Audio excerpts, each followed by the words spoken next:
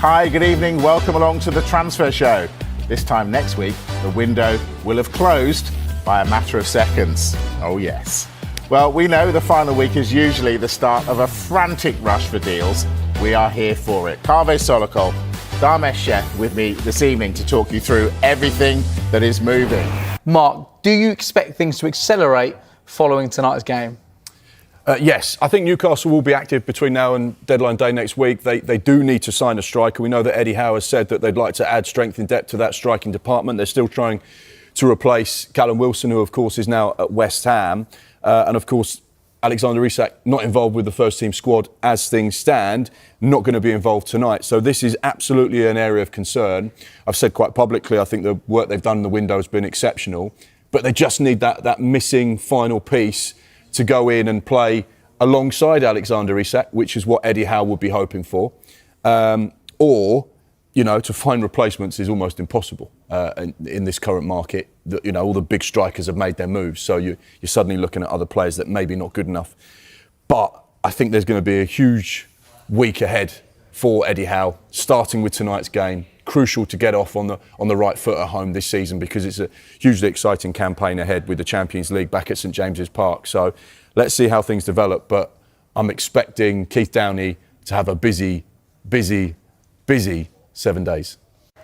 Yeah, Newcastle have kept us busy throughout this window. Kaveh, Isak, what's going to happen? Well, I think the picture is going to become a lot clearer in the next 24, 48 hours.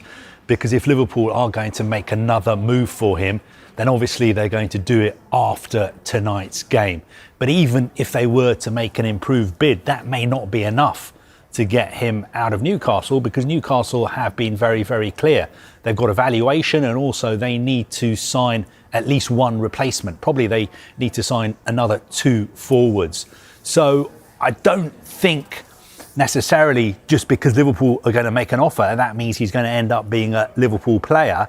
But I think just watch this space. Tomorrow, Wednesday, Thursday, the picture should become a lot clearer. They said that the terms and the conditions of a sale have not been met. So by simply saying that, there are terms and conditions for a sale. So they are prepared to sell Alexander Isak if a certain price is met and other conditions are met, i.e. them getting in replacements. They also said they don't expect those conditions to be met in this transfer window.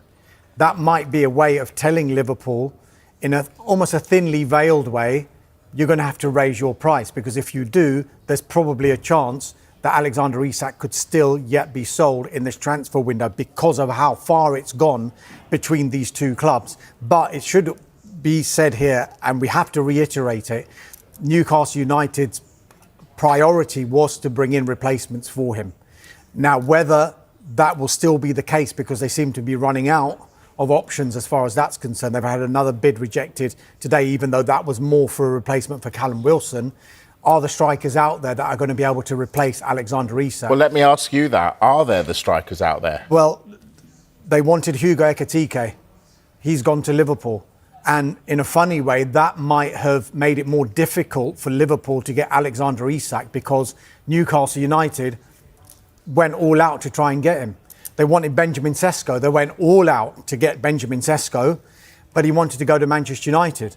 So what other players can do what they think will be a similar job to Alexander Isak? Ollie Watkins was one that was mentioned. Kaveh's been speaking about Nicholas Jackson as well. It's whether the value that they get for those players this late in the window, because it's one thing them charging 130 to 150 million pounds for Alexander Isak. Two things will happen, because a club who Newcastle United are interested in one of their players in, they will say, well, we'll charge you at a zero. Yeah. If they wanted to. And also they'll be like, well, you've waited this late in the transfer window to raise your price for Isak, so why don't we do the same to you, because we know you've got the money now. If Isak stays at Newcastle United, Arne Slot has said that Liverpool need to sign another forward. So would that mean that they would look elsewhere as well? This sort of pool of forwards who can play for the top Premier League clubs is getting smaller and smaller. At the start of the summer, there were players like Liam Delap, João Pedro, who are available as well. But as the clock ticks, you're going to be left with fewer and fewer options. But let's wait and see what happens with Isak. Where's your gut feeling? Where will Isak be come 1 minute past 7 on deadline day, a week today? I think it would be good for football if he stayed. I think, it's good for football that Newcastle carry on getting stronger and stronger. But obviously, we've been around the block a few times. We've seen this movie before. And more often than not, we know how it ends with the player getting what he wants. But on the other hand, I've seen a different ending to the movie as well, where the player sits down and signs a new contract and does a interview sort of saying, I'm really, really sorry, I had bad advice. What do you think, Dharmesh? I'm not going to sit on the fence. Come on, what do you think? I'm judging from what people in the industry are telling me, they expect him to leave. Newcastle fans fuming that Liverpool are doing this to them. Are they not doing exactly the same thing to Brentford? I've kind of heard that said, but I mean, Newcastle fans aren't just one mass. They're different people who think different things. I'm sure, obviously, a lot of Newcastle fans are very, very disappointed with the way Isak has been behaving. But I think the Wissa situation, maybe there's more than meets the eye.